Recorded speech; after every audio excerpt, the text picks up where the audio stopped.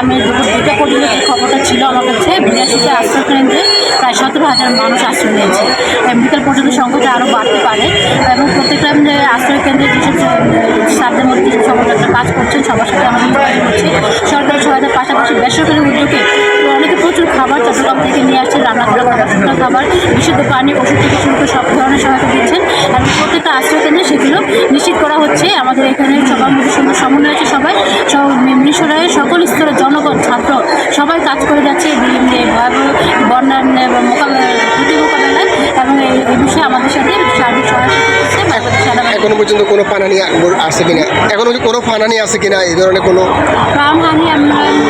একজন বয়স্ক মহিলা স্বাভাবিক মৃত্যু হয়েছে আশ্রয় কেন্দ্রে গত পরশুদিন বুধবার হাজি চারবাসী। আমরা 3 নং জোরামগঞ্জ ইউনিয়নের সেন্ট্রাল গ্রাম তহবিলের পক্ষ থেকে আপনাদের অবগত করতেছি। আমাদের 3 নং জোরামগঞ্জ স্কুলে প্রায় 7,000, এর বাইরেও আমরা কিছু খাবার দিচ্ছি প্রায় 3,000, সর্বমোট 10,000 প্লাস লোকের সংস্থান হচ্ছে।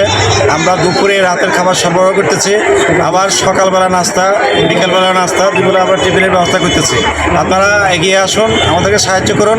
জনগণের প্রাণ রক্ষার্থে সবাইকে এগিয়ে আসার জন্য আমি কমিটির পক্ষ থেকে প্রধান সমন্বয়ক হিসেবে আপনাদেরকে অনুরোধ জানাচ্ছি, আপনারা সবাই এগিয়ে আসুন, মানুষের জীবন মান রক্ষা করুন। তো সেসব জায়গাতে অনেকেই চলে গেছে, আর আবার আজকে সকালেও অনেক জায়গা থেকে চলে আসছে। বাড়তে বাড়তে দেখে সকালে আসে আর ভূতের বাজে মার ভূতের হারা দিচ্ছে দোকানে জিএম বাজে মারা পারো যখনই বেশি। কোন জায়গা থেকে আসছে? বানচুন্দা দারোয়া পানি দুটো খুশি আর জিলে গেছি আমার দশ তবে ওই ইয়ার করা যায় না, কলা জিনিস তুলে আটে আটে কুকুর আসি, এবারে গাড়ি এসে টাকা মানে তো বাড়িতে ফিরেছি কি রইলে মানে বাইরে তাহলে অনেক ক্ষতি হয়েছে।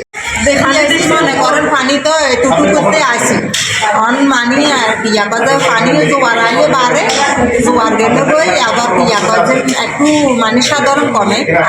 আপনার